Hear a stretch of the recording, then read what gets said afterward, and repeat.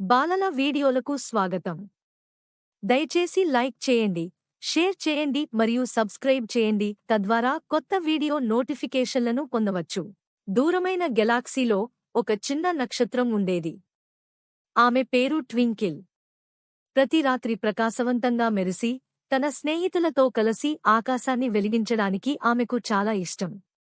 కానీ ట్వింకిల్ చాలా ఆసక్తి చూపేది. భూమి ఎలా ఉంటుందో ఆమె ఎప్పుడూ ఆశ్చర్యపడేది. ఒకరోజు సాయంత్రం ఆమె ధైర్యం తెచ్చుకుని భూమిని దగ్గరగా చూడాలని నిర్ణయించింది. ఆకాశం నుండి వేగంగా దిగుతూ, మేఘాలు మరియు పక్షులను దాటుతూ, సున్నితంగా ఒక అందమైన పచ్చిక బీటలో దిగింది. భూమిపై ట్వింకిల్ ఒక చిన్న బాలుడు మార్క్స్ని కలుసుకుంది. అతను తన గదిని వెలిగించడానికి జార్లో పీనుగు పిచ్చుకలను సేకరిస్తున్నాడు. మార్క్స్ ట్వింకిల్ను చూడగానే ఆశ్చర్యపోయాడు. అంత ప్రఖ్యాతి కీర్తిని అతను ఎప్పుడూ చూడలేదు. ట్వింకిల్ అతనితో చెప్పింది తాను దారి తప్పిందని, ఆకాశానికి తిరిగి వెళ్లాలని ఉందని. మార్క్స్ సహాయం చేయాలని భావించాడు, కాబట్టి వారు కలిసి ప్రయాణం మొదలుపెట్టారు.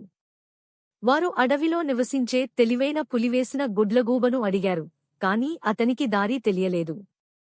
వారు ప్రకాశించే చంద్రుడిని అడిగారు, అతను వారి మార్గాన్ని కేవలం వెలిగించగలిగాడు. ట్వింకిల్ తన కాంతి తగ్గిపోతుందని భావించి ఆందోళన చెందసాగింది. అంతా రాత్రి ముగిసే సమయానికి మార్క్స్కి ఒక ఆలోచన వచ్చింది.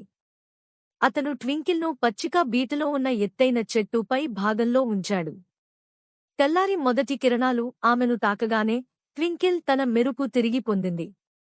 ఆనందంగా ఆకాశంలోకి తిరిగి ఎగిరిపోయింది, మరింత ప్రకాశవంతంగా మెరుస్తూ.